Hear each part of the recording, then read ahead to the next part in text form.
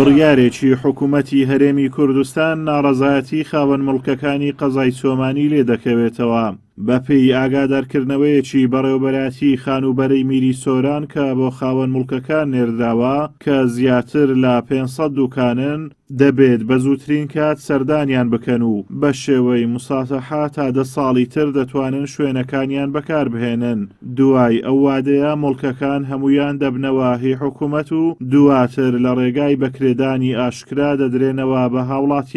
هاوڵاتیانی قەزاکەش بە بڕیارەکە ناڕازین و دەڵێن سەرەڕای قوربانیدانی خەڵکی باڵەکایەتی لە پێناو کوردایەتی حکوومەت لە جیاتیەوەی هاوکاری خەڵک بێت جێگای نیگەرانیە. ئێستا بڕیارێکی سەردەمی بەعز زیندوو دەکرێتەوە و ئەرچی سەرشانی خەڵک قورستر دەکەن. ئەوەی کە ئێستا داوای موساتەحە و ئەوانە ئەکرێ ئەوە لە جیاتی وەی کە ئەو قرارەی کە سەردەمی بەعز بڵێن لە ساڵی هەشتاویەک هەندێک بڕیار دەرچوون دەبووە ئەوانە هەمویان ئیلغا کرابانەوە و خەڵک قەرەبوو بکرابەوە چونکە کە لە ساڵی 83 چۆمان و ناحیەکانی ڕاگوێزران خەڵکەکەی بە هیچ شێوەیە قەرەبوو نەکرایەوە. ئێستا لە جیاتی حکوومەتی هەرێم بێ قەرەبووی خەڵک بکاتەوە هاوکاری خەڵک بکە ئەرچی خەڵک قورسەکات یعنی ئەوەی کە ئێستا بەسەر خەڵکیدا ئەسەپێنن ئەگەر ئەو دەما شارەوانی بە خەڵکی بگوتبایە خەڵک ڕەنگە ئامادە نەبووایە یعنی دوکان و بازاڕەکانی دروست بکاتەوە کە بە مڵکی خۆی نەزانی. بە قورئان یەک شت هەیە ئەوانە ئەگەر ئەیانەوێ خەڵکی دەربەدەر بکەنەوە وەچی زمانی بەحث ئەوە جیاواز ئەگەر ناشیانەوێت دەربەدەرکەنەوە باشتر 10 ساڵە حکوومەت لەکوێ بووە 10 ساڵە حکوومەت بۆ ناڵێ کاکە وەرن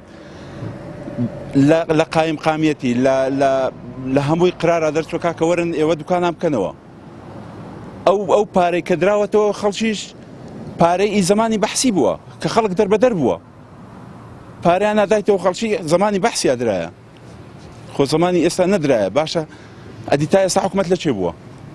حکوومەتی بەعسی عێراقی تەواوی باڵەکایەتی ڕاگواست بۆ ئۆردوگا زۆرە ملێکان و سەرجەم مڵک و ماڵی خۆیان جێهێشت بە بڕیاری هەژدەی ساڵی 1970 بەشە پارەیەکی کەمی وەکو قەرەبوو دیاری کردو تەواوی مافی خاوەندارێتی زەوی و مڵکەکانی بۆ حکوومەت و شارەوانی گەڕاندەوە کە ئامانجی سەرەکیشی بێبەشکردنی خەڵکەکە بوو لە مڵکەکانیان و نەگەڕاندنەوەی دانیشتوانی ناوچەکە بوو بۆ سەرزێدی خۆیان. دوای 30 ساڵیش تا ئێستا هیچ هاوڵاتیەکی باڵەکایەتی خاوەن تاپۆی زەویەکانیان نین.